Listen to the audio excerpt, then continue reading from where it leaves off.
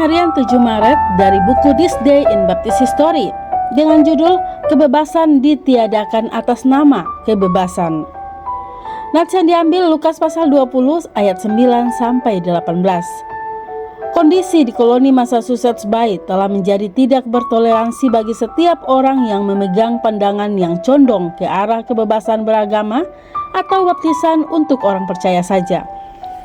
Isaac Backus mencatat bahwa pengadilan Massachusetts memerintahkan pengadilan ini tidak akan pada saat ini atau di masa depan menyetujui perkumpulan orang yang dengan cara yang bagaimanapun juga membentuk persekutuan gereja tanpa sebelumnya mereka memberitahukannya terlebih dahulu kepada Dewan Hakim dan para penatua dari gereja-gereja di sebagian besar wilayah ini dan mendapatkan persetujuan mereka.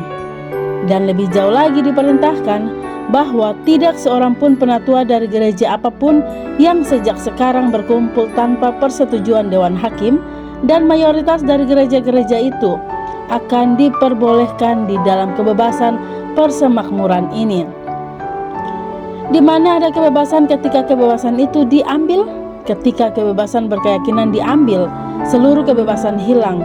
Muncul kontroversi hebat. Dewan Deputis dibubarkan dan ditunjuk ulang untuk disesuaikan dengan para pendeta negara. Pria dan wanita diusir dari koloni dan yang lainnya dihukum mati sebagai bidat. Akhirnya Massachusetts membuat sebuah hukum untuk memaksa seluruh penduduk di tiap kota untuk membayar sejumlah uang untuk mendukung para pendeta negara. Walaupun banyak orang tidak memberi suara untuk memilih mereka, karena pengaruh hal-hal inilah John Clark, saudara laki-lakinya Joseph, dan orang-orang lain pindah. Pada tanggal 7 Maret 1638 hari ini mereka membuat perjanjian sebagai berikut. Keluaran pasal 34 ayat 3 ayat 4, 1 Tawarik pasal 11 ayat 3, dan 2 Raja-Raja pasal 11 ayat 17. Kami yang namanya tertulis di bawah ini dengan sungguh di hadapan Yehova membentuk sebuah badan politik, dan sebagaimana ia akan menolong, kami akan menundukkan diri, hidup dan harta kami kepada Tuhan kami Yesus Kristus, Raja segala raja dan Tuhan segala tuan, dan kepada hukum-hukumnya yang absolut dan sempurna memberikan kami firman kebenarannya yang kudus, agar kami dipimpin dan dihakimi olehnya.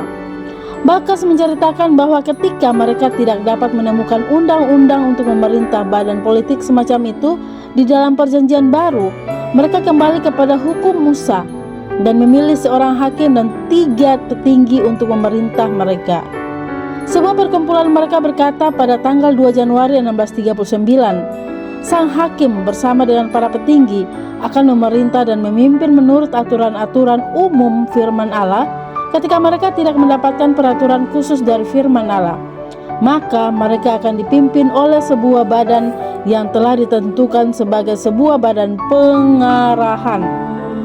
Pada 12 Maret 1640, mereka mengubah rencana pemerintahan mereka dan memilih seorang gubernur dan 4 asisten, hingga mereka berada di bawah sebuah anggaran dasar dari Inggris di kemudian hari. Menjadi sangat jelas bahwa setiap pemerintahan manusia hanyalah serapu manusianya yang memerintah, dan bahwa kesulitan-kesulitan dan kesalahan-kesalahan koloni-koloni dalam berjuang untuk membuat sebuah sistem pemerintahan yang menjamin ketertiban sekaligus memberikan rakyat mereka suatu kebebasan berkeyakinan berakhir dalam sebuah undang-undang dasar dan sebuah undang-undang hak asasi yang membawa para pemimpin dan juga rakyat ke bawah hukum. Undang-undang dasar Amerika tidaklah dibentuk seketika, tetapi dilahirkan dari penderitaan jutaan orang selama ratusan tahun. Allah kiranya memberkati Amerika. Poin pertama dari renungan tambahan Dr. Swantoliau. Bikin gereja mesti dapat izin gereja-gereja lain. Kalau pengajarannya beda, ya pasti gereja yang sudah eksis tidak akan kasih izin. Ini mirip dengan mau bikin warung bakmi, mesti dapat izin pemilik warung bakmi yang sudah ada di sekitar. Cerita di atas terjadi lebih 100 tahun sebelum Amerika Serikat merdeka. Banyak orang berpikir ini cuma terjadi pada masa lalu dan sekarang atau ke depan tidak akan terjadi lagi. Padahal sekarang juga sedang terjadi. Mau daftar yayasan di Depak, mesti rekomendasi dari beberapa yayasan yang sudah terdaftar. Ini adalah aturan konyol. Mau bikin sinode juga harus dapat rekomendasi dari sinode yang sudah eksis, padahal ini logika abad 17.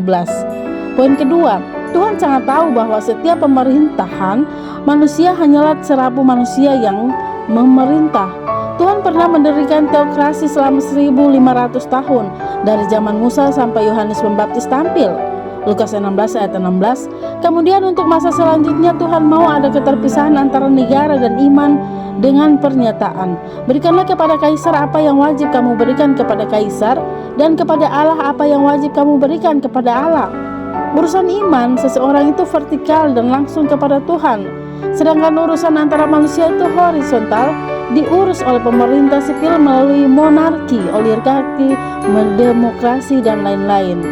Tuhan tidak mengizinkan pemerintahan di sipil mengurus masalah iman seseorang manusia. Poin ketiga, sepanjang sejarah umat manusia, Amerika Serikat sebagai yang pertama, terutama setelah amandemen pertama Undang-Undang Dasar tahun 1792. Undang-undang dasarnya menyatakan dengan tegas bahwa pemerintah Amerika Serikat tidak boleh campur tangan urus iman rakyatnya, bahwa Kongres tidak boleh membuat undang-undang mengenai agama atau iman dalam bentuk apapun. Sejak saat itu pemerintah Amerika Serikat hanya mengurus masalah antar manusia.